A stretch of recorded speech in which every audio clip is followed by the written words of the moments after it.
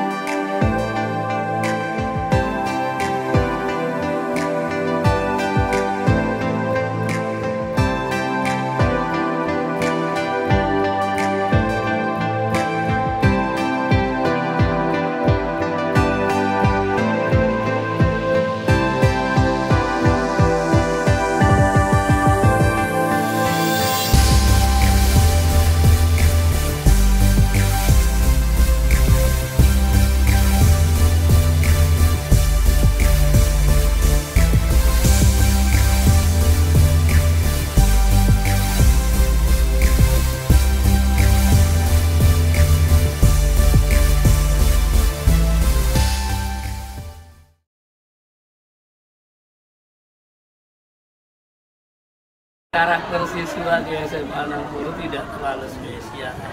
Secara umum sama dengan yang agak lebih spesifik, SMA 60 itu sangat religius. Oh iya, harus manusia kan unik. Anda berempat pasti semua berbeda ya. Manusia harus beda. Jadi analoginya gini, anak yang pinter pada bidang tertentu itu diangkat. Jadi pada bidang yang lain mungkin didapat dari siswa yang lain. Jadi karakter positif yang ada pada anak itu malah yang diangkat. Jadi perbedaan itu merupakan kebahagiaan, membuat lebih kompleks, lebih bagus, lebih cepat sekolah remaja. Untuk organisasi lembaga sama semua. Ada kepala sekolah, ada wakil kepala sekolah, ada komite sekolah, ada guru-guru, ada kasubag TU, organisasi ada di sana. Jadi paling atas baru kepala sekolah. Ada namanya garis komando, itu ada namanya garis koordinasi. Kepala sekolah itu garis komandonya langsung dengan wakil kepala sekolah. Wakil kepala sekolah langsung juga sama dengan dari ke guru-guru. Kemudian garis komandonya dengan kasubag TU. Kasubag TU garis komandonya langsung lagi nanti dengan para TU karyawan. Saya namanya garis koordinasi dengan komite sekolah. Tata tertib tentu ada tata tertib apa? Siswa, ada tata tertib guru, TU karyawan. Ya sudah aja itu. Warga sekolah kan hanya itu. Kenapa sih menjadi ada tata tertib di sekolah? Karena kan kita menyadari ada 818 siswa saya. Nah, biar ada keseragaman dan semua manusia unik. Jadi nggak bisa tata tertib itu berlaku sama. Contohnya gini, si A tinggal sebelah sekolah. Kalau dia terlambat hukumannya berat loh. Wah, ini rumahnya di Pamulang, ada yang di Bogor, masa iya sama. Jadi ada kasuistik. Bapak itu termasuk yang sering briefing, Pak. Dan sebenarnya roh dari briefing itu ada komunikasi, menyapa warga. Jadi pagi-pagi Bapak nggak terlalu sering di ruangan, langsung ke ruang guru, sapa dulu semua, sapa anak-anak, sapa gurunya. Kemudian biar lebih segar. Jadi lebih-lebih orang kadang-kadang lupa. Nah, Nah, jadi ingatkan lagi tugas kepala sekolah. Rapat dinas itu terjadwal lah ya, boleh dibilang dalam 1 semester itu sekitar 5 kali. Terus kalau upacara setiap hari Seninnya upacara hari besar nasional. Ekskur di sekolah kita itu ada 19 ekskur. Jadi dimanapun tempat adalah panggung buat siswa. Ada namanya kontrak prestasi ekskur. Ekskur itu nggak perlu banyak, 1 ekskur. Tapi dia jadi inti di situ. Sholat berjamaah wajib laki-laki. Ya.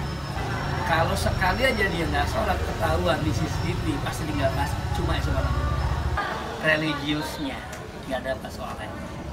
Satu aja dulu, ingat banget. Bapak ingin orang tua membuat anaknya itu apa yang disebut sholat sunnah berjamaah. Buat jangan kalau jadi guru jangan percaya kepada siswa mengerti. Anak yang harus bisa. Pastikan dia bisa baru melanjutkan berikutnya. Dan setiap pekerjaan anak apresiasi.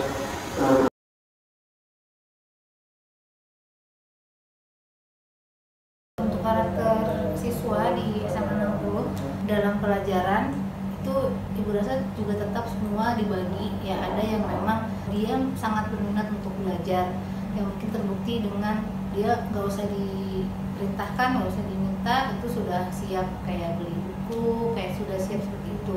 Kalau yang berikutnya mungkin ada ya sama gitu ya, jadi mereka minat belajar ini kurang gitu, mungkin pada saat gurunya yang bilang baru dia melakukan. Untuk MIPA itu lebih banyak anak yang bersemangat gitu ya untuk mengikuti pelajaran, tapi kalau yang di IPS itu paling hanya beberapa aja yang kayak udah siap gitu, udah siap terus dia mau belajar.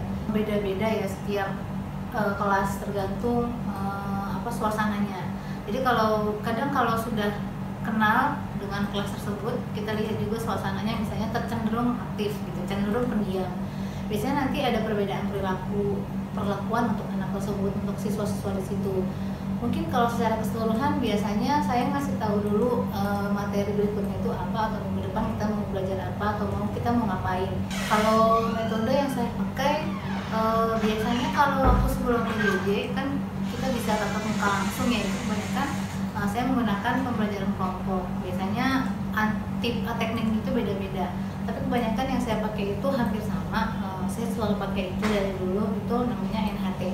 Nanti akan ada 1 hari yang mereka itu akan maju, jadi mereka nanti akan mendapat undian ya, atau terpilih atau diundi untuk maju yang mewakili kelompoknya. Kalau sekarang yang PJJ saya itu pakai Zoom, kebetulan saya juga ada Google Classroom, saya pakai Google Classroom, sama ada ini juga gabungan antara video YouTube yang saya buat gitu ya, sama anak yang buat pernah angkatan sebelumnya saya masukkan juga ke situ. Jadi mereka yang dulu kakak kelasnya pernah bikin sebagai tugas juga bisa dengan bangga gitu ya memberikan itu kepada adik-adiknya. Sebenarnya guru itu adalah murid yang terus belajar kalau menurut saya. Jadi dia sampai kapanpun itu akan terus ada hal baru yang dia pelajari secara tidak langsung. Bahkan murid itu mungkin bisa dibilang kayak gurunya kita, kayak kita mencerminkan mereka gitu, kayak kita jadi lebih baik karena melihat kayak karena kita jadi guru kita harus digugu dan ditiru, kita harus melakukan perbaikan di sisi A, B, C, D. Nanti kalau secara keseluruhan sudah melakukan perbaikan, kayak kita mengupgrade diri kita nih setiap saat.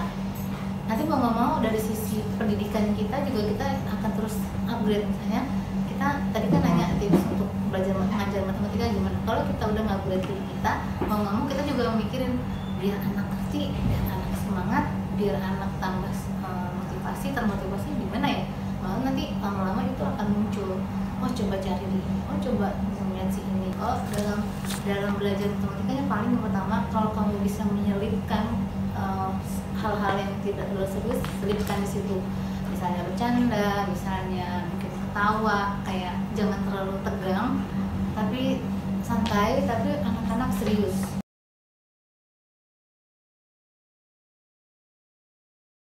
Kalau dari kita sendiri untuk event-event itu ada lumayan banyak. Kita itu yang pertama secara umum dari proses MPK-nya itu kita ada event studi banding, kemudian ada juga event pentas seni juga. Nah itu untuk semua tuh, ada bulan bahasa, itu keren-keren banget. Kemudian kalau untuk siswanya itu ada event tafakur alam untuk kelas 10, kita dibawa ke suatu tempat di luar kota. Nanti kemudian kita dibimbing di sana biar jadi orang yang lebih baik lagi tentang kekuatan iman, kekuatan agama kita. Dan satu lagi di kelas 11 itu ada event Raimuna. Itu untuk meningkatkan ini mungkin kekeluargaan dari pramuka. Dan itu diwajibin sama semua siswa gitu? Untuk semua siswa diwajibkan. Kalau untuk ekskul atau perlombaan-perlombaan sendiri dari SMA Negeri 60 itu pribadi yang aku alami itu baik. Kayak sekolah itu care banget sama kita.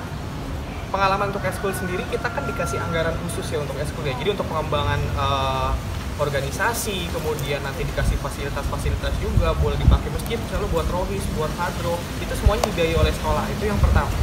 Yang kedua, kalau untuk bicara tentang lomba, itu kita juga ada kebijakan sendiri. Pak Bahari baik banget waktu itu, alhamdulillah juga saya pernah pengalaman ikut lomba 4 pilar sebenarnya 4 pilar tingkat provinsi DKI Jakarta.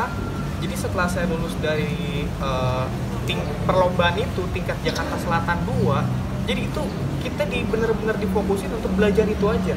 Untuk nilai, kemudian untuk yang lain-lain itu sekolah udah tanggung. Pokoknya kamu fokus ini biar kamu bisa menang sampai tingkat nasional, bahkan sampai bawa nama 60 ini ke tingkat seluruh dunia gitu. Jadi difasilitasi, iya dijamin banget. Kalau untuk izin sebenarnya alhamdulillah gampang. Iya, dimudahkan. Karena sekolah kan memfasilitasi semuanya. Asal ada persetujuan daripada komite orang tua, itu bisa jalan semua. Amanah dari kepala sekolah kita juga untuk ekskul ini saling berkesinambungan, saling kerjasama biar nantinya nama 60 itu bisa lebih bagus. Dan alhamdulillah juga di setiap ekskul ini udah banyak prestasi yang kita torehkan.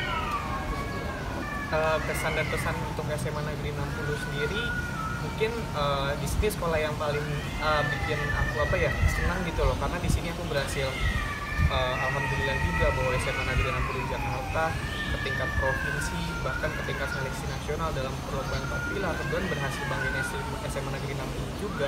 Jadi menurut aku ini suatu hal yang bagus buat aku, dan untuk pesan-pesan buat teman-teman yang lain yang pengen masuk SMA Negeri 60 atau buat yang lain juga, kita menilai sesuatu itu kalau bisa bukan dari sekolahnya tapi dari diri kita sendiri, gimana cara kita itu untuk memahami sekolah ini gitu, meng-create prestasi kita itu bukan lihat sekolahnya tapi dari diri kita sendiri. Karena kalau kita ngelihat sekolahnya aja, banyak sekolah lain yang lebih bagus, tapi kita harus bangun kesadaran bahwa kita ini bisa bangun sekolah itu jadi yang lebih baik.